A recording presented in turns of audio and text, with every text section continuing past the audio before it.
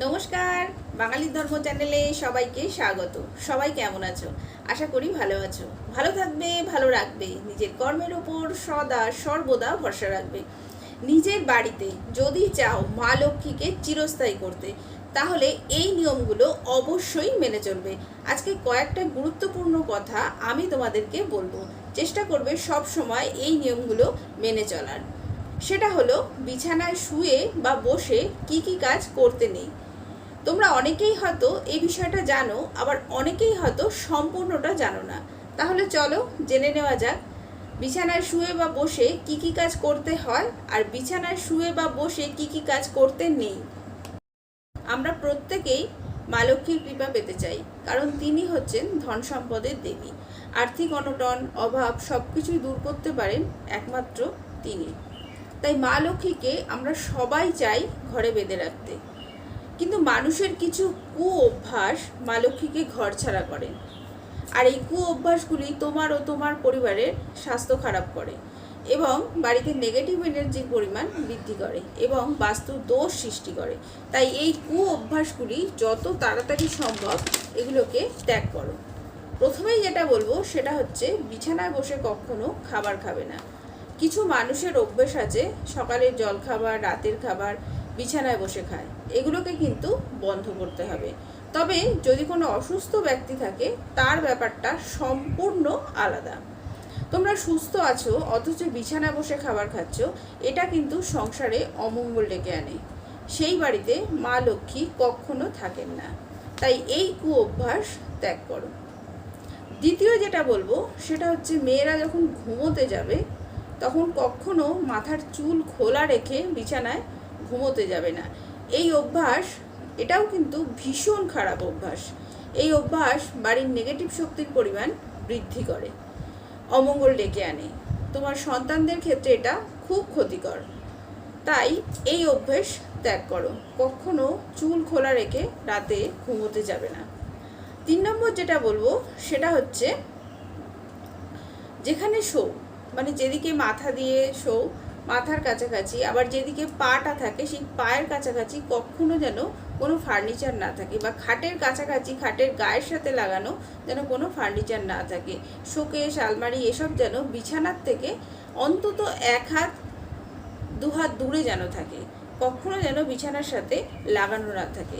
এগুলো খুব অশুভ বলে মনে করা হয়। 4 নম্বর যেটা বলবো সেটা হচ্ছে, বিছানার কাছে চটি, জুতো কখনো ছেড়ে রাখবে না।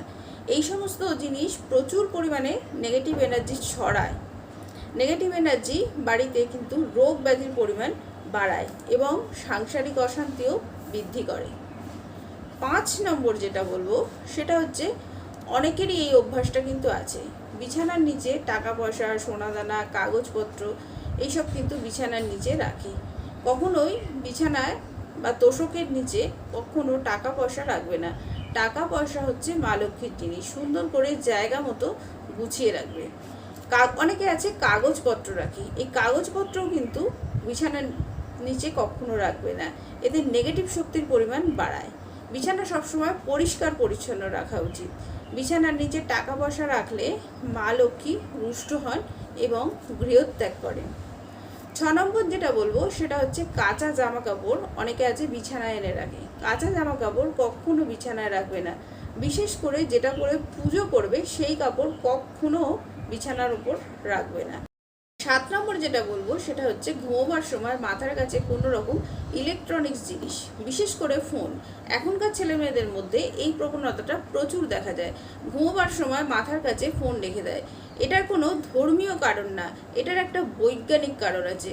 এটা কিন্তু শরীরের পক্ষে ভীষণ ক্ষতিকর, এটা তোমরা সবাই জানো।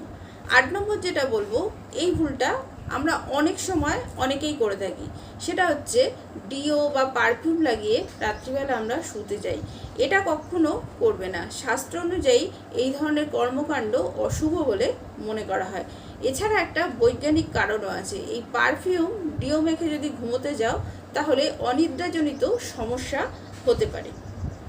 9 নম্বর যেটা বলবো সেটা হচ্ছে, রাত্রিবেলা জল খাওয়ার অভ্যেস আমাদের অনেকেরই আছে।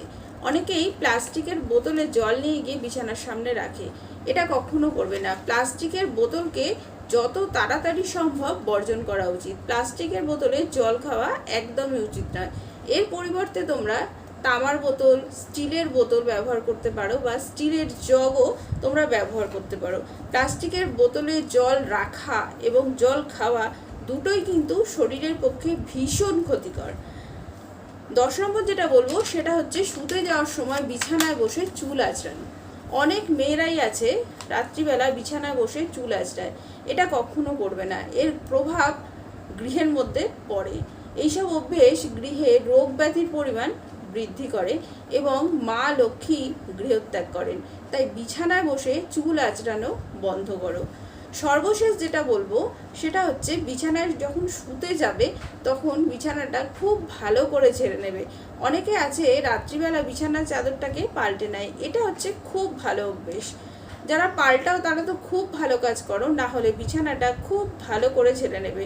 তোমাদের মধ্যে কারোর যদি এই অভ্যেসগুলো থাকে তাহলে যত তাড়াতাড়ি সম্ভব এই অভ্যাসগুলো ত্যাগ করো এবং অন্যকেও এই অভ্যাসগুলো ত্যাগ করতে সাহায্য করো।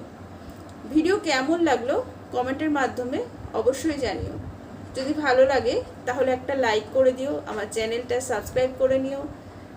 নিজে ভালো থাকবে, সবাইকে ভালো রাখবে। বাঙালি ধর্ম চ্যানেলের সাথে সদা সর্বদা জুড়ে থাকবে।